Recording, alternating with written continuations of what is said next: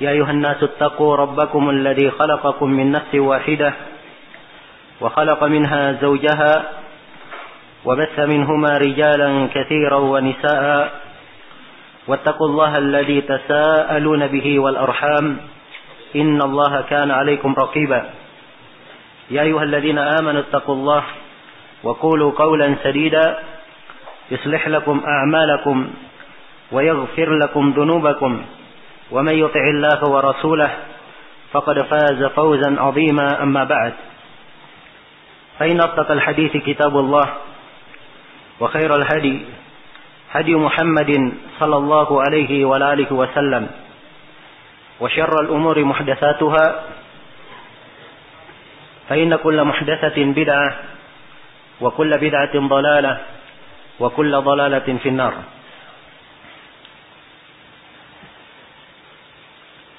Hadirin sekalian yang saya hormati dan saya muliakan, alhamdulillah kita bersyukur kepada Allah Subhanahu wa taala dipertemukan di acara daurah fikih ini yang insyaallah taala sebagaimana yang kita ketahui bersama bahwa pembahasan kita adalah mengkaji kitab Ad-Durar Al-Bahiyah fil Masail Al-Fiqhiyah karya Al-Imam Al-Mutafannin Al-Allamah Muhammad ibn Ali ibn Muhammad Asy-Syaukani Al-Yamani rahimahullahu ta'ala.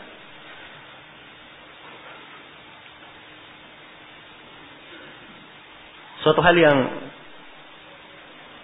kita semua mengetahuinya akan pentingnya tafaqquh di dalam agama.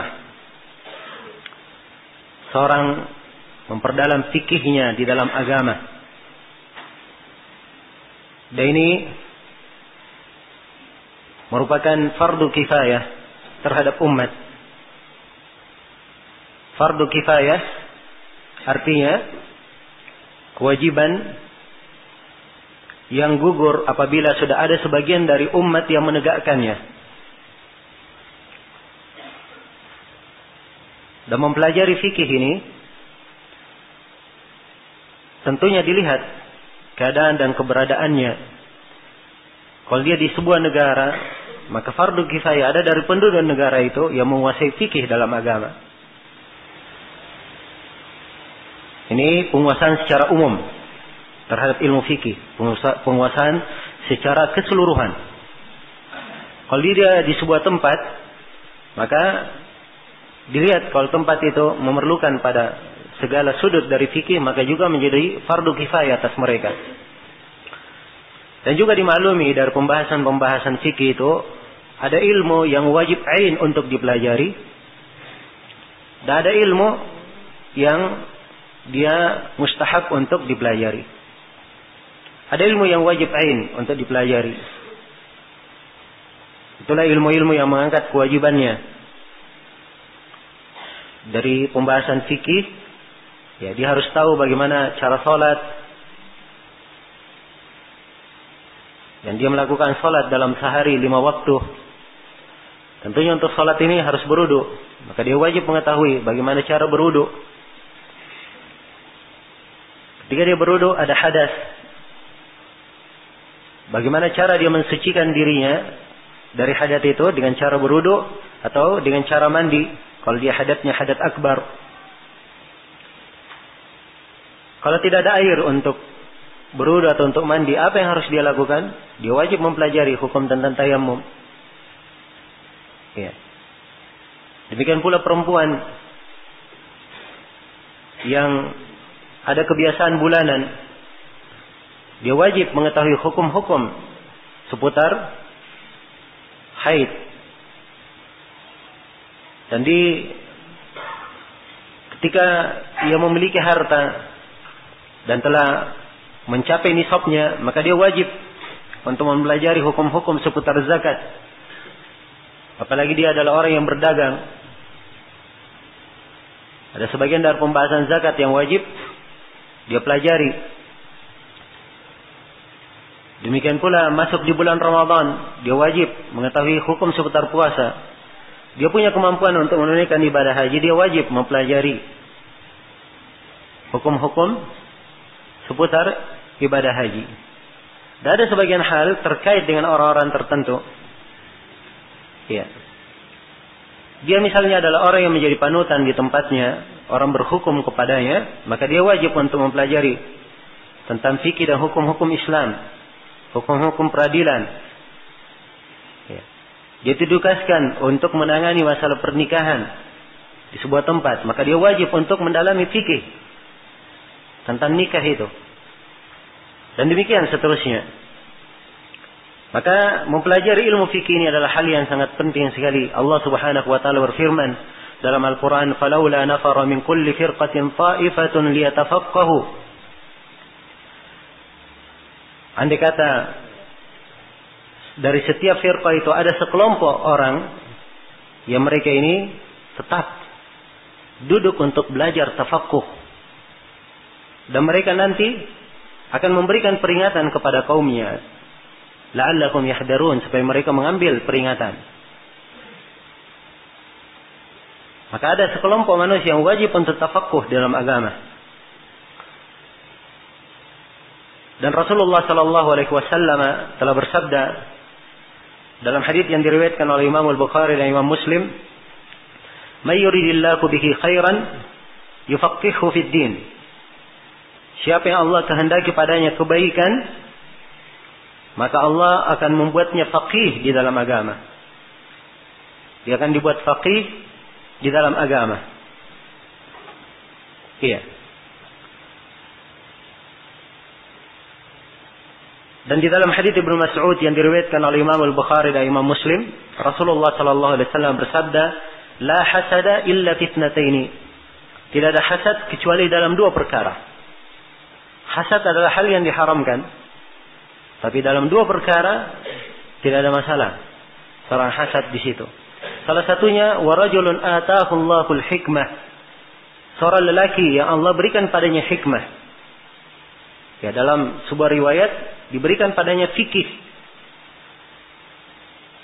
Ya. Diberikan padanya fikih.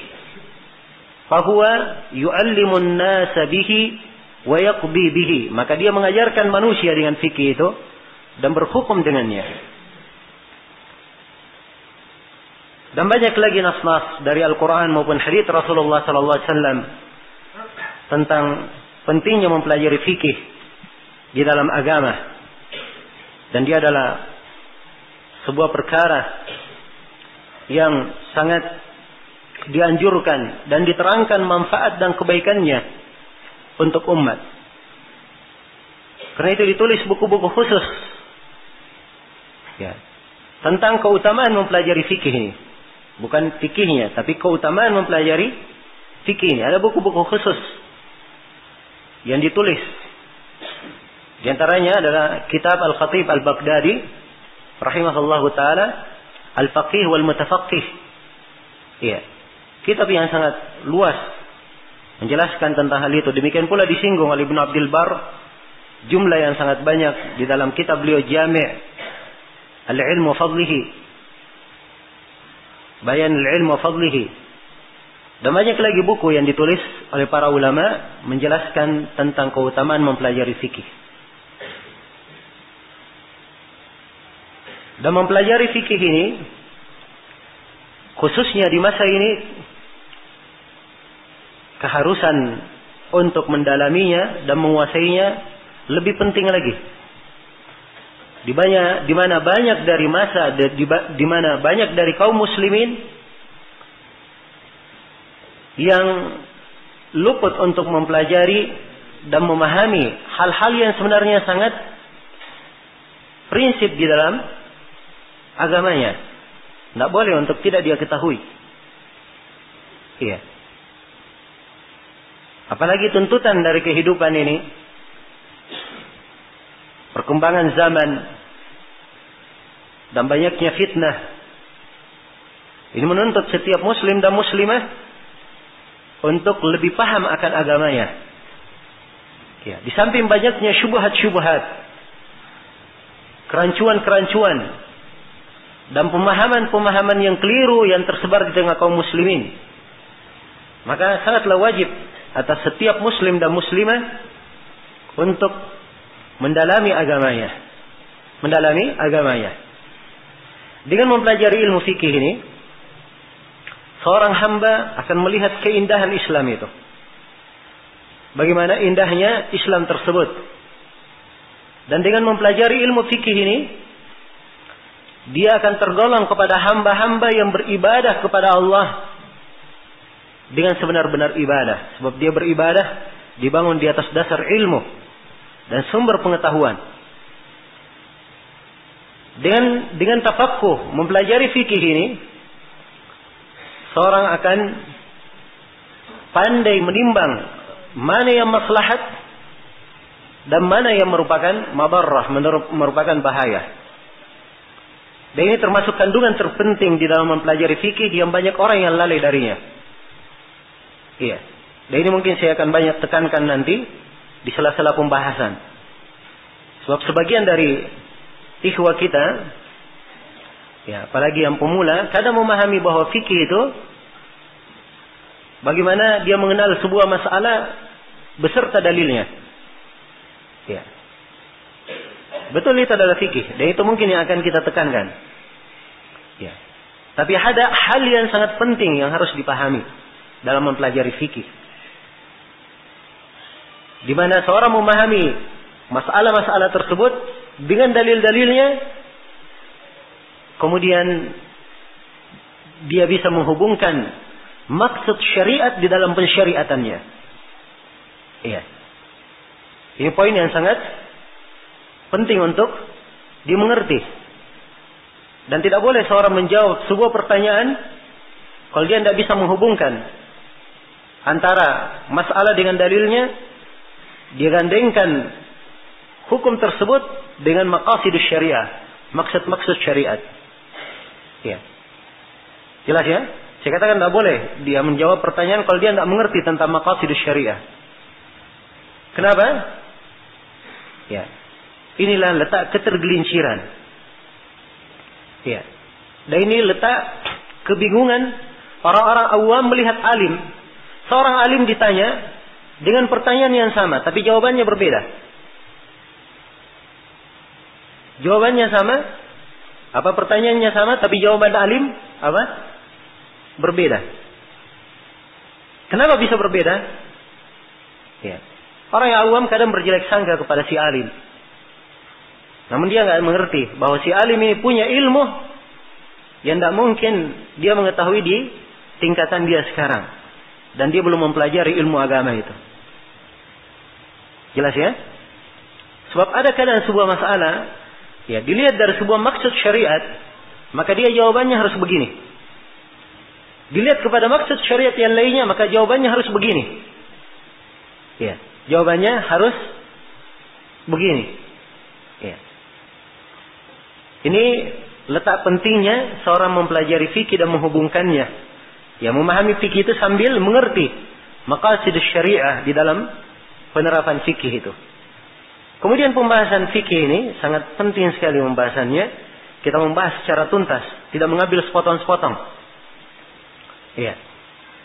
Kita mengambil misalnya, saya ingin belajar kitab at-tahar dan salat saya. Ya. Atau dia hanya baca bab ibadah saja. Tahara, salat. Salat sudah masuk dalamnya jenazah. Kemudian zakat, puasa, haji. Itu saja yang ingin saya pelajari. Iya. Yang lainnya tidak. Beda antara orang yang mempelajari bab ibadah saja, ya, dengan orang yang mempelajari seluruh dari fikih itu. Sebab yang dibahas dalam fikih itu ada 4 pembahasan. Yang dibahas dalam ilmu fikih ada 4 pembahasan. Yang pertama adalah fikih ibadat. Fikih ibadah yang pertama. Dibahas tentang fikih ibadah. Yang kedua ada namanya fikih al-muamalat. fikih al-muamalat. Yang ketiga ada namanya fikih al-munakahat. Ya. Yang keempat ada namanya fikih al-janayat wal aqdiyah.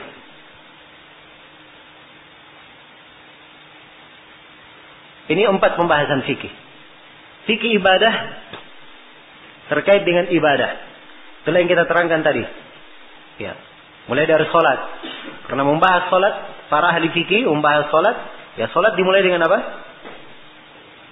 Taharah. Karena itu didahului dengan apa? Taharah sebelumnya. Setelah sholat, zakat. Setelah zakat, puasa. Setelah puasa, haji. Ya, sebagian ahli fikih memasukkan pembahasan jihad setelah haji. Kenapa? Sebab mereka pandang pembahasan jihad itu lebih tepat kaitannya dengan ibadah. Sebab dia adalah ibadah yang sangat agung. Iya. Karena itu kalau kita baca di dalam madhab Hanabilah, bab jihad itu setelah apa? Pembahasan haji. Kalau Imam Syaukani di sini, bab jihad beliau akhirkan di akhir kitab. Iya. Beliau akhirkan di akhir kitab. Beliau tutup dengannya masalah peradilan, hukum. Iya. Sebab beliau melihat pembagian jihad ini, pembahasan tentang jihad ini tidak terkait dengan ibadah secara murni. Tapi ada hukum-hukum lain yang harus diketahui. Dan dia adalah hal yang merupakan puncak agama seorang hamba. Di antara puncak agama seorang hamba. Ya, karena itu beliau akhirkan pembahasannya. Ini fikih ibadah. Yang kedua ada namanya fikih muamalat. Di fikih muamalah inilah dibahas tentang jual beli, dibahas tentang riba, ya, dan beraneka ragam muamalah di dalamnya, ya, akad-akad yang terdapat di dalam muamalah, apakah itu akad tabarruat atau akad mufawadat, ya, ataupun yang lainnya, ya. Di dalam pembahasan muamalah ini ada dibahas tentang sistem sewa menyewa, sistem gadaian, masalah salam, ya, dan pembahasan-pembahasan yang lainnya. Kemudian di dalam munakahat dibahas tentang masalah nikah. Ya, bagaimana hukum-hukum nikah itu. Kemudian siapakah yang boleh nikahi, siapa yang tidak boleh dinikahi. Ya. Kemudian dibahas tentang talak. Dibahas tentang rujuk dari talak. Kemudian kalau terjadi talak, nafkah ditanggung oleh siapa, dan ketika seorang menjadi suami istri, siapa yang menanggung nafkah. Karena itu ada pembahasan nafaqat. Pembahasan tentang nafkah. Ya. Dibahas juga di dalam bab nikah tentang ar-radha, menyusui. Sebab dari hasil pernikahan ada anak. Ya. Kemudian tentang siapa yang dinikahi, dilihat walinya, terkait dengan itu. Dibahas juga tentang masalah al-khadana, siapa yang mengasuhnya. Ini pembahasan-pembahasan terangkai di mana? Di kitab nikah. Di kitab al-janayat dan al-aqdiyah dibahas tentang hukum-hukum hudud. Iya. Kita dibahas tentang hudud dan penerapan hudud itu. Ada had terhadap orang yang mencuri, ada had terhadap orang yang minum khamar, ada had terhadap al-muharib, orang yang berbuat kerusakan di muka bumi, ada had terhadap al-qadhaf, orang yang menuduh orang baik-baik dituduh berzina, ada had terhadap pezina. Iya. Ini pembahasan hudud. Dan pembahasan aqdiyah ini pembahasan peradilan. Bagaimana pengadilan itu? Bagaimana hukum-hukumnya? Siapa yang berhak menjadi seorang qadhi? Ya. Dan pembahasan seputar peradilan ini pembahasan yang ya kurang tersentuh. Padahal dia adalah pembahasan yang penting sebenarnya. Kalau seorang masuk dan memperhatikan kandungan pembahasannya, maka ini akan melengkapi pemahamannya di dalam pembahasan-pembahasan fikih yang telah lalu. Maka ini secara global pembahasan fikih yang akan kita bahas di dalam buku ini. Iya. Yang kita akan bahas di dalam buku ini. Nah harusnya setiap yang namanya salafi, ya, mereka punya ihtimam untuk menguasai ilmu itu di semua sudut dan cabangnya. Ya, sebab dari semenjak dahulu as-salafiyun merupakan rujukan di dalam hal ini. Mereka adalah rujukan di dalam hal ini. Tidak kita ketemukan satu buku pun dari buku para a'immatus salaf kecuali mereka membahas agama itu secara lengkap. Membahas agama secara lengkap. Perhatikan misalnya Sahih Al-Bukhari. Imam Al-Bukhari di dalam sahihnya bukan fikih. Ya, di dalam pengertian fuqaha saja yang beliau bahas, bahkan fikih dalam pengertian umum. Beliau kaji masalah iman, masalah akidah, masalah ilmu, ya, tamasuk dengan sunnah, masalah tauhid dan selainnya dari masail yang dibahas di Sahih Al-Bukhari. Demikian pula Imam Muslim, Abu Daud, At-Tirmidzi, An-Nasai dan Ibnu Majah. Demikian pula para a'imah yang lainnya, lengkap pembahasan-pembahasan mereka. Ya. Karena itu seorang salafi hendaknya dia berusaha untuk mendalami agama itu secara keseluruhan. Dan ini perintah Allah kepada kita. Ya ayyuhalladzina amanu udkhulu fis silmi kaffah.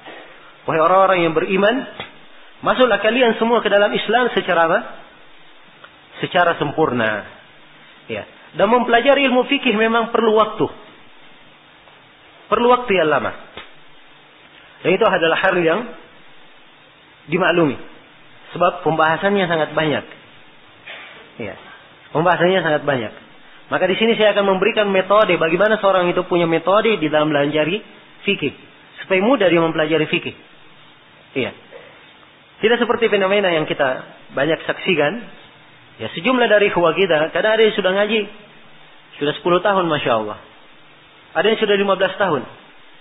Ya. Dia tanya, pembahasan apa yang sudah diikuti? Pengajian apa yang sudah diikuti? Ya. Dia menjawab, kitab Taharah. Ya. Ada yang sudah pernah ikut sifat salat Nabi. Ya. Ataupun kadang masalah puasa. Tapi hal-hal yang lainnya kadang tidak tersentuh. Ya. Dan ini adalah kekurangan yang sangat tidak terpuji. Harusnya kita semua berusaha untuk menutupinya. Maka seorang harus punya metode di dalam hal ini. Bagaimana dia punya metode belajar. Saya akan menerangkan metode para a'imah di dalam menanamkan ilmu fikih. Tapi sebelum saya terangkan hal ini, saya ingin memberikan anjuran kepada setiap ikhwah. Sebab saya tahu banyak dari ikhwah kita kadang ya masalah semangat punya semangat. Ya. Tapi waktunya yang kadang ya habis di kegiatan yang lainnya. Nah, maka yang seperti ini harus mengatur programnya.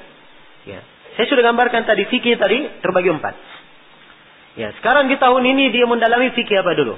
Ibadah. Di pembahasan ibadah dia bagi saja. Misalnya ibadah ada 5 pembahasan. Masalah taharah, masalah salat, masalah zakat, masalah puasa, masalah haji. Masalah haji, 5 pembahasan. Dia berusaha menekuni 5 pembahasan ini. Ya. 1 tahun ini yang dia tekuni. Belum cukup 1 tahun, tahun depannya itu lagi yang dia baca. Dia ulangi. Ya, tapi tahun berikutnya dia harus ganti metode, ganti pembahasan lain. Dia harus menarik,kan dirinya untuk mempelajari pembahasan yang lainnya. Dia pindah ke fikih muamalah. Pindah ke fikih muamalah. Demikian bagi siapa yang kurang mempunyai waktu. Dan di sini di acara daurah ini, ya, dan mungkin saya tidak berlebihan, ya, kalau saya katakan sebab saya hanya mengucapkan apa yang saya ketahui sesuai dengan pengetahuan saya dan para asatidzah lain juga. Ya, mungkin acara kita ini mengadakan daurah fikih dari awal sampai akhir sekaligus dalam satu daurah. Ini mungkin pertama kali. Ya. Untuk di kalangan kita. Nah, alhamdulillah untuk pelajaran fikih ini, kebiasaan seperti ini di halaqah-halaqah para ulama kita di negeri-negeri yang mereka berada, itu adalah hal yang ada dan mereka adakan, mereka selenggarakan di acara-acara daurah. Iya. Dan ini harusnya kita kembangkan. Harusnya kita kembangkan dan kita tanamkan di dalam diri kita. Maka ini adalah materi pemula. Iya, di dalam pembahasan fikih, ad-durar al-bahiyah. Ya. Cara ringkasnya menggambarkan bagaimana metode para ulama, ya, di dalam mengkaji ilmu fikih, mungkin sangat indah kalau saya beri contoh. Seperti yang banyak dipercontohkan oleh para ulama kita. Kata para ulama, Ibnu Qudamah menulis 4 buku. Ibnu Qudamah menulis 4 buku. Ya. Kata Syekh Abdul Razak Al-Afifi, ya, 4 buku ini beliau tulis. Buku yang pertama untuk tingkatan SD. Ya, beliau bahasakan ya dengan bahasa masa beliau. Buku yang kedua adalah untuk SMP. Buku yang ketiga untuk SMA. Dan buku yang keempat adalah untuk tingkat kuliah. Ya. Untuk tingkat kuliah. Buku yang pertama adalah Umdatul Fiqh. Ini buku Ibnu Qudamah. Materi yang paling ringkas tentang fikih. Beliau hanya simpulkan pendapat yang terkuat di mazhab Hambali. Ya, kesimpulan saja. Jelas ya? Ini Umdatul Fiqh. Buku yang kedua adalah Al-Muqni'. Buku yang kedua adalah buku apa? Al-Muqni'. Juga masih karya Ibnu Qudamah. Beliau simpulkan dan beliau sebutkan qaul, pendapat. Ya. Dan di buku Al-Kafi, di buku yang ketiga, beliau meningkat lagi. Ya. Beliau menyebutkan 2 qaul. Jelas ya? Menyebutkan 2 qaul, kadang aqwal. Ya, tapi masih di dalam mazhab Hambali. Dan di buku yang keempat, beliau menyebutkan semua aqwal di dalam mazhab Hambali sekaligus aqwal di mazhab yang lainnya. Itulah yang disebut fikih muqaranah. Jelas ya? Ini 4 tingkatan. Ya. Bagaimana beliau menata sedemikian rupa? Ya, sekarang datang pemula, dia ingin mempelajari ilmu fikih, baru dia mempelajarinya. Ya. Dia masuk di dalam pembahasan menyentuh kemaluan. Ya. Apa hukum menyentuh kemaluan? Batal wudu atau tidak? Wah, ada 10 pendapat dalam masalah ini. Ya. Pendapat yang pertama adalah ini. Oh, di dalam pendapat ini Imam Malik punya 3 pendapat misalnya. Wah. Kapan mau selesainya? Iya kan? Dan yang pemula baru belajar seperti ini sudah pening kepalanya. Ya. Nah, karena itu dimulai dengan ringkasan-ringkasan. Diberikan ringkasan-ringkasan. Ya. Terus terang memang kadang di sebagian pelajaran kita kadang menguraikan pendapat karena kadang sebagian masyarakat di dalam masalah tersebut memang ada beberapa pendapat. Jadi diuraikan karena memang sudah tersebar pendapat itu. Ya. Tapi ini bukan di pembahasan untuk tingkat apa? Tingkat pemula. Ya, tapi dia adalah pembahasan di keadaan tertentu atau tingkat setelahnya. Jelas sampai sini? Iya. Tapi kalau dia ingin pemula, dia memulai dari mukhtasarat, ringkasan-ringkasan. Ya, inilah ringkasan di antaranya yang paling indah dan paling mudah dipahami ringkasan Imam Asy-Syaukani, Ad-Durar Al-Bahiyah. Iya. Dan setiap ulama di berbagai madhab, di 4 madhab, semuanya punya ringkasan fikih. Punya ringkasan fikih. Iya. Di madhab Hambali misalnya, ya berhubung karena memang kebanyakan guru-guru kita mengajarkan buku dari madhab Hambali, ya, ringkasan fikih mereka banyak sekali. Di antara yang paling masyhurnya dan paling bagusnya, seperti kitab Akhsarul Mukhtasarat, karya Ibn Balban. Ringkas sekali, ya, detail pembahasan fikihnya. Dan beliau hanya meringkas, tidak menyebut dalil. Iya. Jelas ya? Tidak menyebutkan dalil. Dia masuk di pembahasan wudu. Syarat wudu ada 8. Dia sebutkan. Ya. Furudul wudu, rukun-rukun wudu ada 6. Dia sebutkan. Jelas ya? Jadi ini mudah bagi pemula. Ya. Dia ingat 8, 6. Masuk di sholat, rukun sholat ada 14. Ya.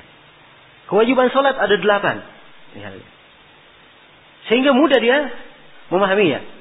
Ya, jelas ya? Mudah dia memahaminya. Maka inilah mukhtasarat, ringkasan-ringkasan fikih. Jadi ringkasan fikih cukup seorang mengetahui kesimpulan dalilnya. Kesimpulan dalilnya. Kan begitu? Sebab yang ingin diamalkan adalah apa? Yang mana yang mau diamalkan? Uraian pendapat para ulama atau kesimpulannya yang diamalkan? Kesimpulannya. Adapun uraian pendapat para ulama itu di kelas tertentu yang membahasnya. Iya. Ada pembahasannya. Tapi bagi seorang yang ingin tafakuh, cukup di tahap pertama dia mengerti setiap masalah itu ya dengan dalilnya. Dia mengerti kesimpulannya dengan dalilnya. Cukup. Ya. Itu pun mukhtasarat, ada yang sangat ringkas. Ada yang ringkas tapi sebenarnya meluas. Ya, dalam artian tidak ada satu masalah pun kecuali dia sebutkan. Sampai kadang masalah kita tidak terpikir pun dia terangkan di ringkasan. Ya. Diterangkan di ringkasan. Jelas ya? Ya. Kadang tidak terpikir pun diterangkan di ringkasan. Misalnya, ya tentang orang yang berwudu. Ya. Tumbuh bulu rambutnya di matanya. Ya. Misalnya. Jelas ya? Afwan ini di pembahasan haji. Tumbuh bulu rambut di matanya. Kalau rambut ini dicabut, apakah dia masuk dalam orang yang menghilangkan rambut? Ya. Ini sebenarnya sudah di pembahasan yang luas, tapi dimasukkan juga di ringkasan oleh sebagian para ulama kita. Jelas ya? Maka ringkasan-ringkasan juga ada ringkasan yang sangat pemula, ya. Itu bagus untuk dipelajari. Ada ringkasan yang pertengahan. Dan kelihatannya Imam Syaukani di sini Durrul Bahiyah, beliau sifatnya pertengahan saja. Ya, pertengahan.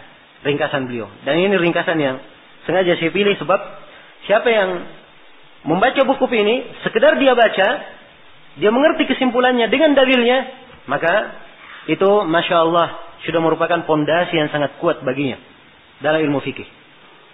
Sudah merupakan pondasi yang sangat kuat baginya dalam ilmu fikih. Ya karena itu dari awal pertemuan, ya saya menyampaikan kepada ikhwah, saya jangan dituntut untuk menyampaikan masalah ada pendapat lain atau ada pendapat ini, pendapat itu. Tidak, saya hanya membaca ucapan beliau, kemudian saya akan terangkan dalilnya. Kalau apa yang beliau kuatkan dalam ringkasan ini tidak kuat, maksudnya ada pendapat lain yang kuat, saya akan terangkan pendapat yang lebih kuat daripada itu. Kalau beliau membangun sebuah masalah di atas hadits yang lemah, maka saya akan terangkan kelemahan pendalilan beliau. Dan kita akan terangkan apa yang mendapat yang harusnya kita pegang. Jelas ya? Nah, kalau sifatnya seperti ini ringkasan, maka mempelajari fikih itu juga tidak cukup dengan satu ringkasan. Ya, setelah Durrul Bahiyah harus ada lagi buku-buku yang lainnya kalau memang ingin apa? Ingin lebih kuat. Dan itulah fungsinya seorang mengulangi ilmu. Hari ini berlalu di Durrul Bahiyah. Besoknya dia baca Manhajus Salikin karya Syekh Abdurrahman As-Sa'di. Ini juga ringkasan Masya Allah. Ya, bagus sekali. Ya, mungkin suatu saat kita akan kajikan apakah di Daurah Fikih setelah ini ataupun di tempat yang lainnya. Iya. Ini ringkasan yang bagus juga. Dia ulangi lagi, dia baca Akhsarul Mukhtasarat. Ya. Kalau misalnya dia di orang Indonesia misalnya, ya. Misalnya dia baca Matan Abu Syuja, ya. Dari matan-matan fikih dalam mazhab Syafi'iyah, itu tidak ada masalah. Ingin baca matan-matan tidak ada masalah. Yang jelas maksud dari mempelajari fikih itu dia mengerti masalah dengan apa? Dengan dalilnya. Maka di sini muncul mungkin satu pertanyaan. Kalau begitu kita bermadhab apa? Hah? Apa madhab yang kita pegang dalam mempelajari fikih? Ya. Dimaklumi ada 4 madhab terkenal. Ada madhab apa? Hambali. Ya, kita mulai dari yang paling tuanya. Ada madhab Hanafi. Kemudian ada madhab Maliki. Kemudian ada madhab Hanbali. Syafi'i. Kemudian ada madhab Hanbali. Jelas ya? Ini 4 madhab yang terkenal. Walaupun ada madhab yang lainnya. Ada madhab yang lainnya. Seperti madhab Dhahiri. Seperti madhab Sufyan. Iya. Nah, dan Laits bin Sa'ad juga dikatakan beliau punya fikih, dan bahkan menurut Imam Syafi'i dan Abdullah bin Wahab, Laits bin Sa'ad itu lebih faqih dari Imam Malik.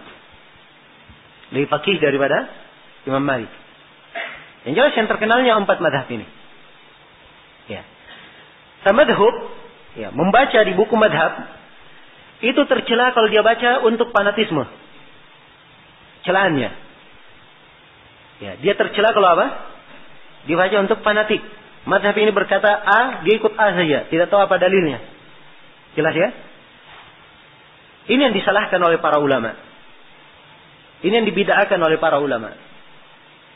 Ya.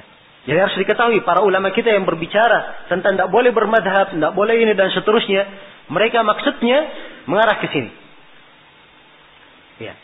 Hal-hal yang dengannya seorang itu menjadi fanatik, mengambil suatu tanpa dalil, ikut-ikutan taklid. Ya. Maka itu adalah hal yang tercela. Tapi kalau dia memakai madhab untuk tertib ilmi, ya, sebagai tertib ilmi tidak ada masalah. Ya. Kan seorang perlu tertib ilmi kan? Ya atau tidak? Perlu tertib ilmi. Ya. Jelas? Dia buka misalnya pembahasan sholat di madhab Hambali, ya. Dikatakan rukun sholat ada 14. Ya. Besoknya dia baca madhab Syafi'i. Ya, ternyata Syafi'i nggak sampai 14. Atau mungkin lebih. Ya. Di pembahasan adzan, di madhab ini adzan ada 17 kalimat. Di madhab yang lainnya 19 kalimat. Ya bingung dia. Yang mana yang benarnya? Kan begitu. Tapi kalau dia baca satu madhab, dibangun di atas hal itu, untuk tertib fikihnya, itu tidak ada masalah. Sebab apalagi pemula, ya pikirannya itu tidak boleh bercabang-cabang. Dia harus dibangun di atas satu fondasi. Iya, jelas ya? Dibangun di atas satu fondasi. Nah, setelah kuat fondasinya, setiap dia ada misalnya seperti yang akan kita terangkan misalnya di bab wudu. Di madhab Hambali misalnya diterangkan bahwa rukun wudu ada 6. Ya. Sebagian dari rukun ini mungkin bisa dikatakan enggak, yang benarnya cuma 5 saja yang merupakan rukun wudu. Yang benarnya cuma apa? Cuma 5 misalnya. Ya. Maka ini pembenaran tetap melekat di kepala kita. Ya. Jelas ya, tetap melekat di kepala kita, tapi kita tetap berpacu di atas satu buku. Yang buku itu merupakan dasar pijakan kita. Ya. Kesalahan yang ada di buku itu kita pahami juga sambil kita kenal pembenaran dari kesalahan itu. Pembenaran dari kesalahan tersebut. Jelas ya? Maka ini hal yang hendaknya diperhatikan di dalam mempelajari fikih. Kita mulai dari ringkasan-ringkasan. Nah, setelah mempelajari ringkasan, dia naik lagi kepada yang kedua. Seperti Ibnu Qudamah membawakan kitab apa? Kitab apa yang kedua? Al-Muqni'. Setelah itu sudah dia masuk tahu akwal, tahu pendapat, ya, dia naik lagi yang ketiga. Dia ngerti beberapa pendapat. Setelah itu ingin meluas, ya. Lebih daripada silahkan dia baca Al-Mughni. Dan ini tingkatan terakhir. Sebab kalau dia sudah mengqara'ah dengan madhab, dia harus tahu pendapat madhab yang lainnya apa. Kalau ada pendapat madhab yang lainnya apa, maka dia harus tarjih yang rajihnya apa. Yang rajihnya apa? Dan harus diketahui Anda, seluruh ulama sampai di tingkatan itu. Jelas ya? Dan seluruh ulama sampai di tingkatan itu. Ada sebagian ulama mufti memberi fatwa, tapi dia hanya fatwanya di atas satu madhab saja. Dia Syafi'i misalnya. Dia hanya memberi fatwa di satu apa? Satu madhab. Itu yang dia pahami. Ya, itu yang dia pelajari. Dan ini diizinkan berijtihad oleh para ulama. Ya, dalam kondisi yang mungkin dia berijtihad di situ. Apa dia mungkin untuk berfatwa di situ dan memberikan hukum di situ. Jelas ya? Dan ada mujtahid yang mutlak. Dia mengerti seluruh madhab. Wah, ini tidak seluruh alim ulama seperti itu. Ya. Jelas ya? Nah, dan para ulama kita di masa ini yang terkenal, ya, juga mereka tafaqquh di atas satu madhab. Tapi sudah meluas ke madhab yang lainnya. Sangat, ya, mereka perbaiki apa yang salah di madhab tersebut. Mereka ikuti dalil. Walaupun kebanyakannya mereka hanya membaca di satu apa? Di satu madhab saja. Sampai kadang Syekh Muqbil pernah mengkritik Syekh bin Baz. Beliau berkata bahwa Syekh bin Baz kadang di sebagian masalah beliau memberi fatwa, ya, di atas fatwa Hanabilah. Jelas ya? Kalau beliau tidak mendapatkan suatu hal yang lain dalam masalah, maka beliau terangkan sesuai dengan madhab apa? Hambali. Nah, dan ini tidak dipermasalahkan. Tidak dipermasalahkan. Jelas ya? Sebab orang yang sampai ke derajat mujtahid mutlak, tidak semuanya sampai ke derajat tersebut. Ya. Maka ini gambaran-gambaran bagaimana seorang itu mempelajari fikih. Ya. Bagaimana dia mendalami ilmu fikih. Nah, jangan dia ingin masuk meluas, ya, terlalu meluas, akhirnya tidak sampai-sampai. Ya. Akhirnya tidak apa? Tidak sampai-sampai. Ibarat orang yang mau berjalan, jalannya sebenarnya sudah jelas. Tapi dia di jalan terlalu banyak jalan, putar sana sini. Mana bekalnya banyak lagi yang dia bawa. Hah? Beda dengan orang yang berjalan, ditunjukin jalan, dia cuma bawa satu bekal, ya, berjalan lurus, ringan, cepat dia sampai. Ya, cepat dia sampai kepada yang dia tuju. Demikianlah seorang mempelajari fikih. Jelas ya? Kemudian di dalam fikih itu lagi ada hal lain yang diperlukan. Ya. Sebab fikih dengan adillah. Selain dari mengetahui masail, dia harus mengetahui adillahnya. Kemudian dia harus mengetahui asar. Bagaimana para sahabat di dalam hal tersebut. Nah, ini dia perlu banyak buku yang dia baca. Kalau dia ingin sampai ke tingkatan ini. Ya. Dia harus khatamkan Musannaf Abdul Razzaq, Musannaf Ibn Abi Syaibah. Ya. Buku-buku besar dia baca. Supaya dia tahu madhahib para ulama. Bagaimana asar dari as-salaf. Dalam setiap pembahasan. Jelas ya? Ya. Kalau dia ingin masuk ke dalam masail munaqasyah, memperbandingkan madhab, ini tingkatan terakhir. Ya, karena itu membaca kitab itu diletakkan oleh para ulama di tingkatan terakhir. Kenapa? Sebab Imam Syafi'i rahimahullah, beliau punya hujjah-hujjah yang kuat sekali di dalam mengeritik pendapat-pendapat di mazhab yang lainnya. Iya. Jelas ya? Maka membaca al-umum ini perlu. Ya. Ilmu seseorang ya yang cukup untuk membacanya. Maka ini sebagai gambaran-gambaran bagaimana metode seorang itu mempelajari fikih. Ya, dan mempelajari fikih ini harus bertahap seseorang di dalamnya. Kemudian pembahasan kita ya pada daurah ini adalah kitab Ad-Durar Al-Bahiyah fil Masail Al-Fiqhiyah karya Imam Asy-Syaukani rahimahullahu taala. Iya. Imam Asy-Syaukani kita semua kalau kita di Indonesia ini, ya, nama ini bukan nama yang asing bagi kita. Ya, sebab Imam Asy-Syaukani di Indonesia ini terkenal dengan sebuah buku. Buku apa? Ya, Nailul Awtar. Saya kira semuanya tahu itu. Ya, semenjak kita kecil kita sudah dengar apa itu Nailul Awtar.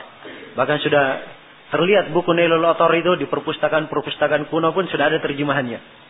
Ini dari dahulu sudah ada Nailul Awtar. Imam Asy-Syaukani punya nama. Nah, Imam Asy-Syaukani, nama lengkap beliau Muhammad bin Ali bin Muhammad bin Abdullah Asy-Syaukani As-San'ani. Ya. Beliau juga dari San'ah. Nah, dan Syaukan ini salah satu kabilah di Khawlan. Salah satu kabilah di Khawlan dari kota San'ah ke Khawlan. Ya, antara situ tuh ada tempat daerah Syaukan. Dan sampai hari ini di Yaman kita masih jumpai orang-orang yang nisbatnya Asy-Syaukani. Nisbatnya apa? Asy-Syaukani. Iya.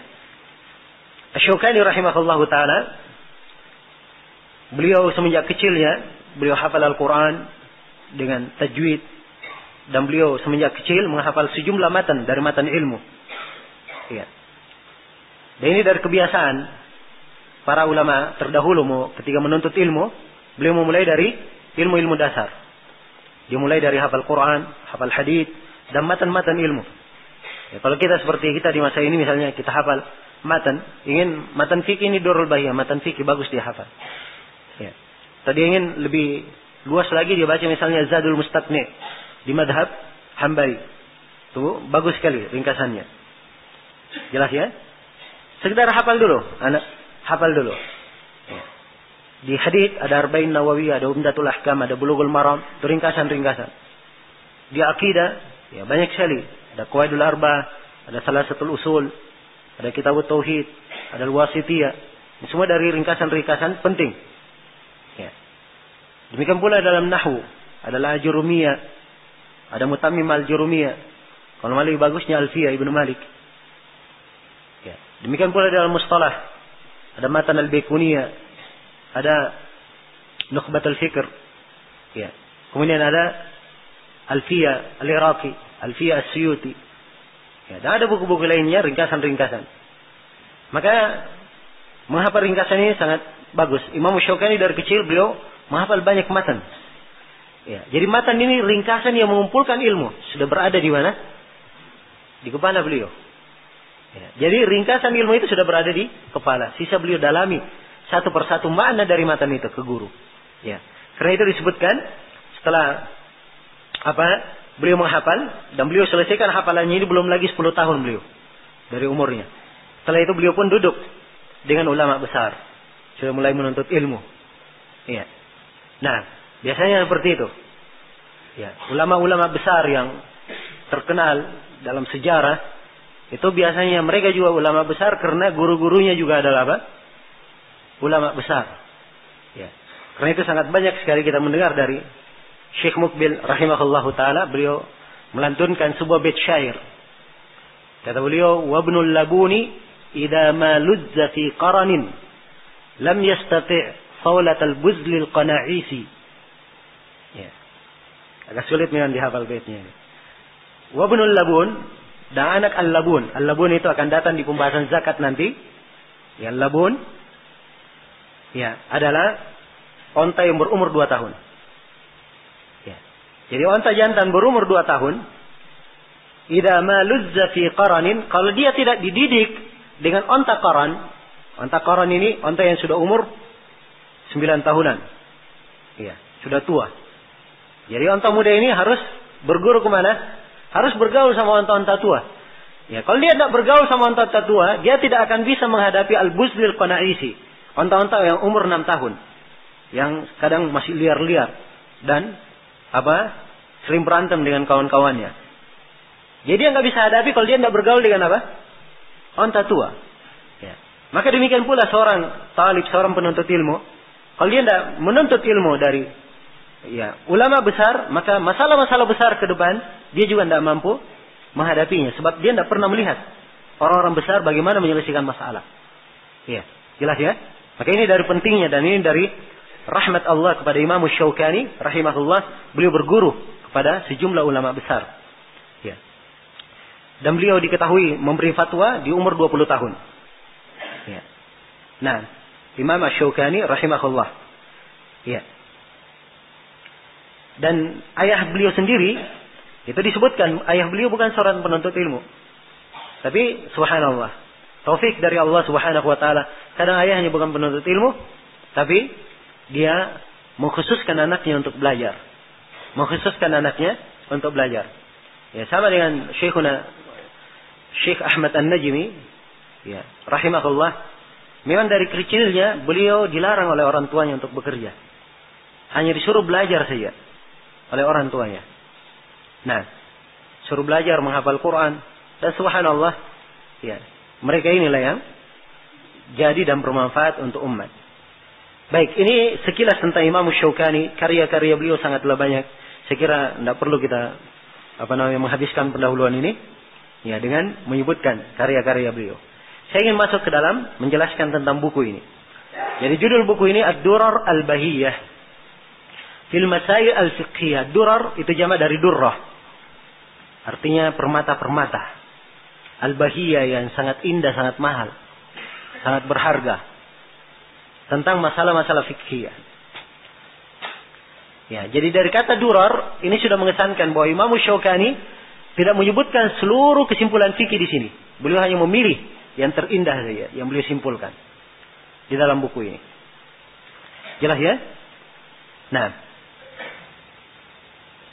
kitab Ad-Durar Al-Bahiyah ini kelihatannya oleh Imam Syaukani beliau tulis berbarengan dengan penulisan syarah Muntaqal Akhbar yang dikenal dengan nama Nailul Awtar. Ya, atau mungkin beliau tulis setelah menulis Nailul Awtar itu.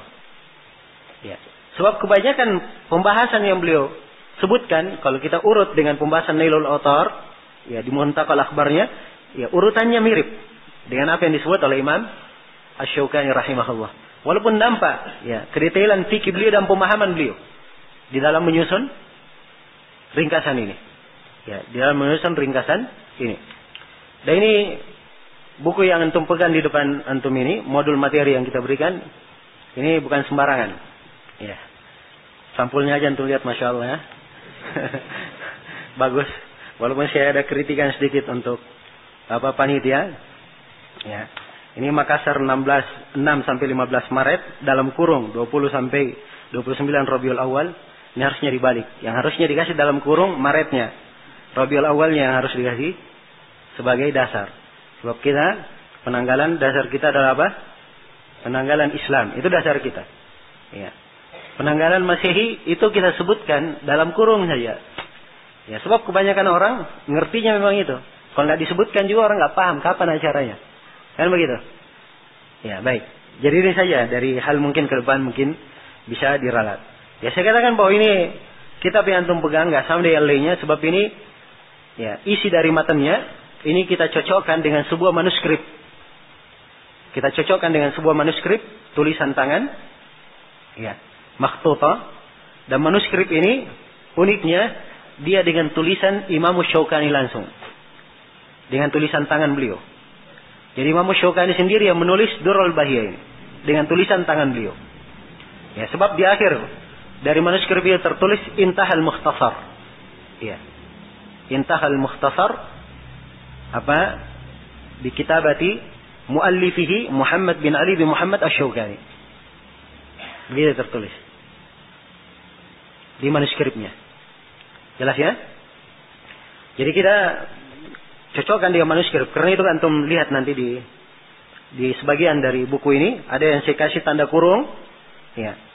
Kalau dia di bab tanda kurungnya, maka itu kebanyakannya tambahan untuk menerangkan isi bab. Tambahannya dari saya pribadi untuk apa namanya? Untuk memudahkan. Ya, kalau dia di dalam matan ada tanda kurung di dalam matan, maka ini karena mencocokkan antara manuskrip dengan cetakan yang ada dan mencocokkan dengan syarah Imam Syaukani. Mencocokkan dengan syarah siapa? Imam Syaukani. Ya, buku ini Durrul Bahiyah disyarah oleh Imam Syaukani. Beliau syarah dalam buku dengan judul Ad-Darari Al-Mudiyah. Dengan judul apa? Ad-Darari Al-Mudiyah. Syarahnya 2 jilid. Ini yang saya pegang sekarang. Dan saya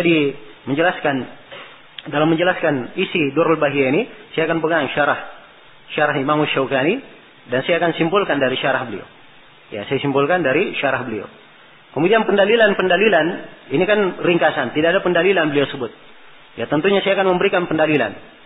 Pendalilan yang saya akan pakai di sini, apakah dari syarah Imam Syaukani atau dari Bulughul Maram, atau saya ambil dari Umdatul Ahkam atau dari Muntaqal Akhbar. Ya, dari Muntaqal Al-Akhbar. Dan kebanyakannya dari Bulughul Maram dan Muntaqal Akhbar. Yang saya akan bacakan hadits-hadits pendalilan untuk apa? Materi yang disimpulkan di sini oleh Imam Syaukani dalam Ad-Durrul Bahiyah. Jelas ya? Baik. Dan insyaallah taala tentang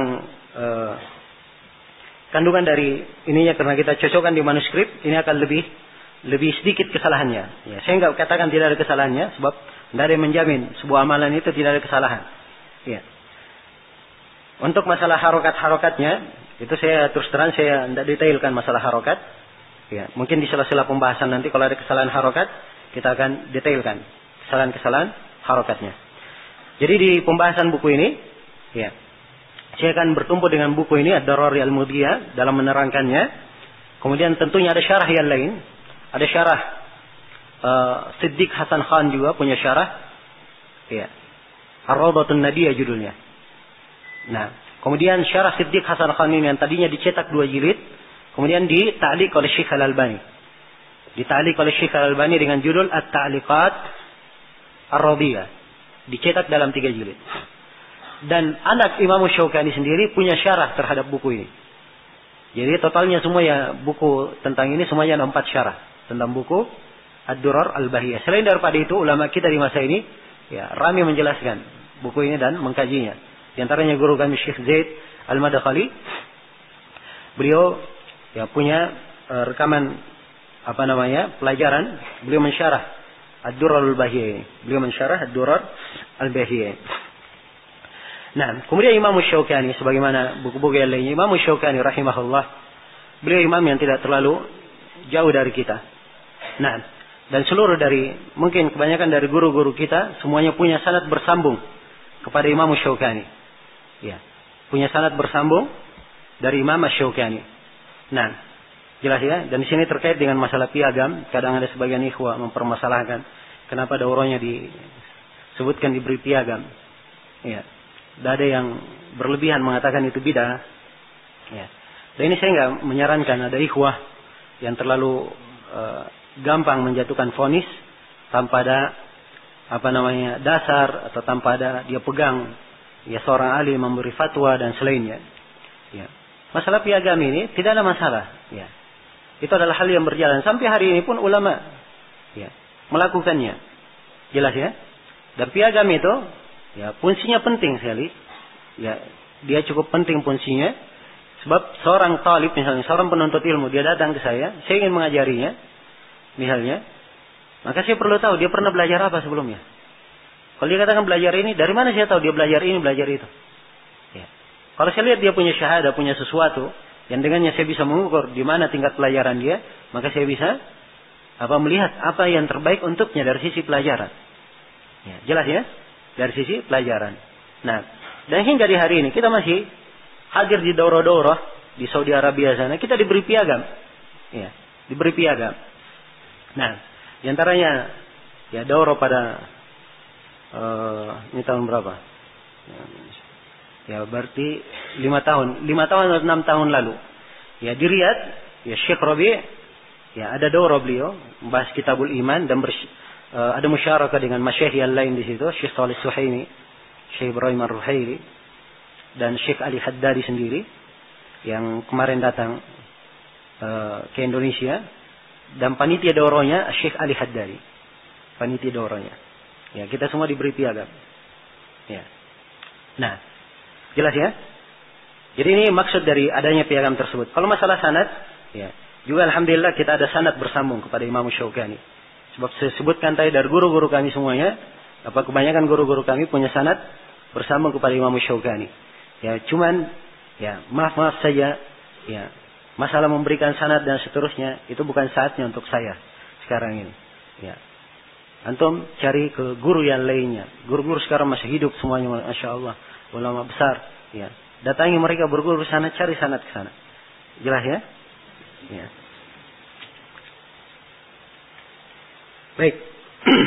Jadi ini sebagai pendahuluan yang ingin saya terangkan berkaitan dengan buku. Ya.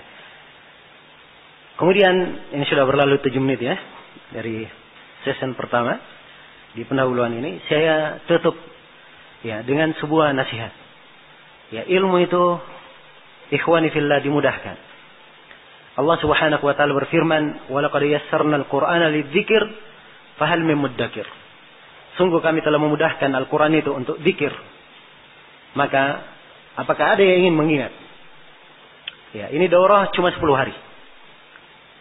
Cuma 10 hari. Ya, tentunya perlu kesabaran. Perlu kesabaran. Ya. Nah, saya katakan cuma 10 hari, walaupun kadang ada sebagian ini kuasa 1 hari pun kadang nggak bisa tahan. Ya. Ya.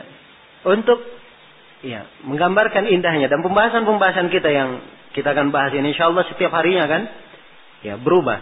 Ini modul kita ada 100 halaman. Ya. Target pembahasan kita setiap hari paling tidak 10 halaman kita bahas. Ya, 10 halaman kita bahas. Ya. Dan kita berusaha insyaallah taala menyelesaikan buku ini pada hari ke-10. Ya, sebab di sela-sela daurah ini insyaallah taala ya, ini bukan pemastian, ya, bukan pula janji. Ya, tapi saya ingin mengabarkan upaya yang kita lakukan. Ya, kita sudah mengirimkan teks ketiga orang ulama besar di masa ini, kepada Syekh Shalih Al-Fauzan, kemudian kepada Syekh Rabi, dan juga kepada Syekh Zaid Ibn Muhammad bin Hadi Al-Madkhali. Ya, dan 3 ulama besar ini alhamdulillah semuanya adalah guru-guru kita dan guru para asatidzah kita. Semuanya di dalam 3 teks itu permintaan agar supaya beliau-beliau itu memberikan musyarakah, ya, memberikan kalimat dan tausiah untuk kita di daurah ini. Ya, Syekh Shalih Al-Fauzan, ya, dari pihak beliau sudah ada insyaallah kabar gembira, cuman waktunya belum pastikan kapan sesuai dengan kesibukan beliau. Tapi kemungkinan besarnya di hari Kamis atau di hari Jumat. Di hari Kamis atau di hari Jumat. Ya, adapun Syekh Rabi sebenarnya kita pengennya beliau di hari ini memberikan pembukaan. Ya. Tapi karena sekarang agak sulit dihubungi, ya. Dulunya nomor-nomor yang orang-orang dekat beliau biasa kita hubungi. Ya semuanya pada tutup semua, nggak ada yang bisa dihubungi. Jadi teks sudah nyampe, tapi masih perlu diupayakan kembali ada orang yang langsung datang ke tempat beliau dan mengambil persetujuan. Kalau Syekh Zaid insyaallah taala beliau akan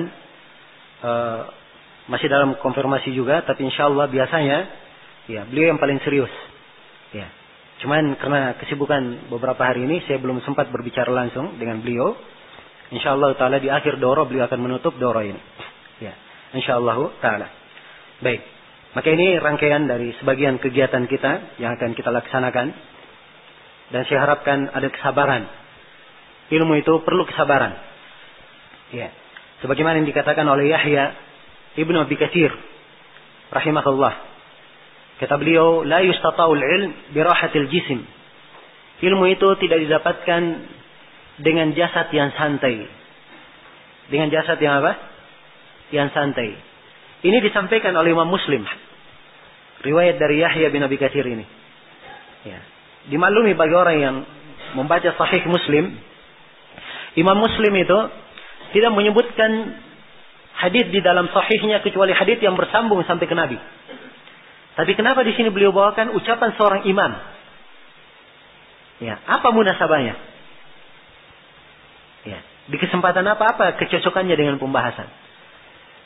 Ya, kalau kita lihat yang atar yang beliau bawakan ini, beliau bawakan setelah beliau terangkan hadis-hadis tentang waktu-waktu salat dari Abdullah bin Amr bin Auf. Iya. Baru setelah itu beliau bawakan ini. Ya. Kata sebagian guru-guru kami bahwa Imam Muslim membawakan asar ini, beliau ingin menjelaskan bahwa hadis-hadis yang beliau simpulkan tadi itu hadis-hadis yang dikumpul dari berbagai negeri. Ya. Bukan hal yang ringan mengumpulnya. Maka siapa yang ingin mendapatkan ilmu yang seperti itu, hendaknya dia tidak mengambilnya dengan badan yang santai. Karena itu beliau bawakan ucapannya siapa? Yahya bin Abi Katsir, la yustata'ul ilm birahatil jism. Ilmu itu tidak bisa didapatkan dengan badan yang apa?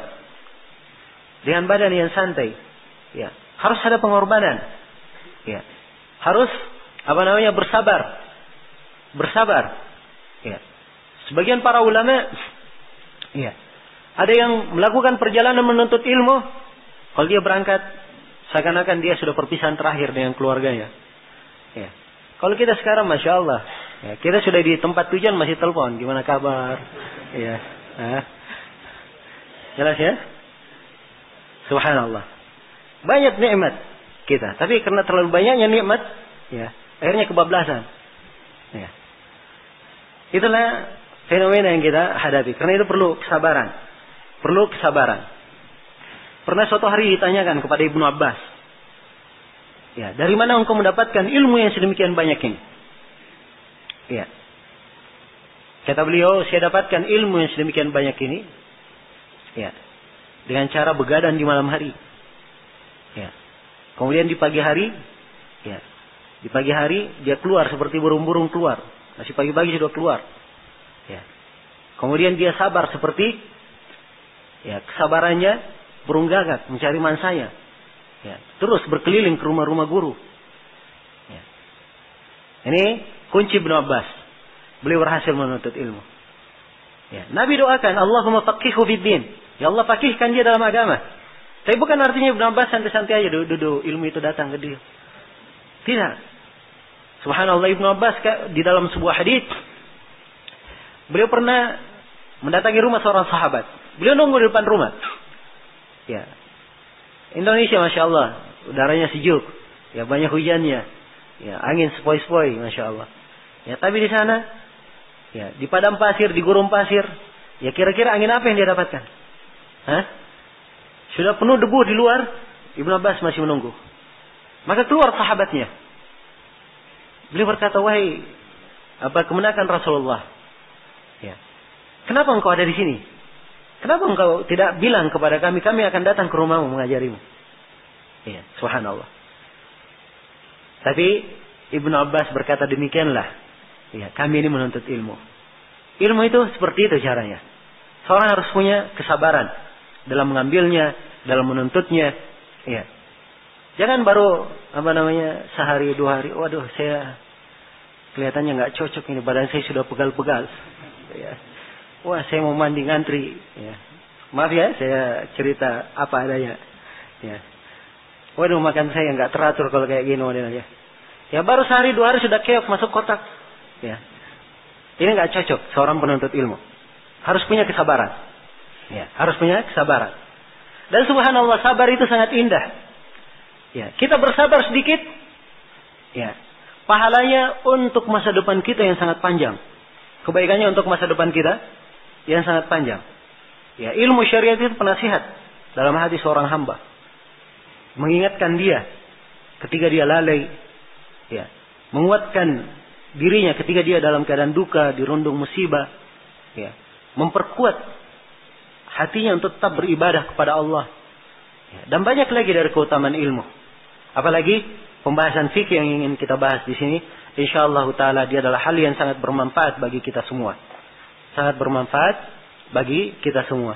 Karena itu saya harapkan dari seluruh hadirin untuk bersabar, ya, dan konsentrasi, sebab kata-kata yang kalimat-kalimat, sebagian kalimat dari Imam Syaukani di sini, walaupun kebanyakan kalimat beliau adalah kalimat yang ringan, mudah dipahami, tapi ada sebagian ibarat beliau kadang perlu dirinci dan perlu memberikan konsentrasi yang lebih banyak lagi. Karena itu saya harapkan ikhwah sekalian, ya, berusaha untuk menempuh jalan ini dan bersabar.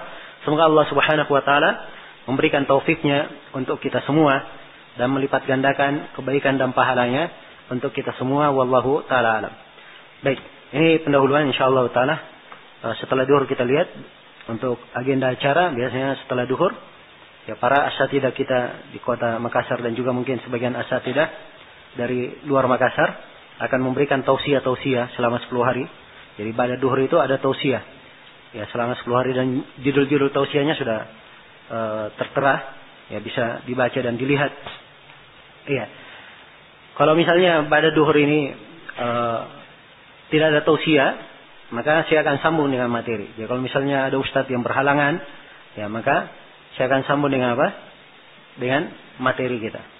Nah, dan insyaallah taala kalau tidak ada tausiah pada duhur, maka materi kita akan kita mulai pada asar.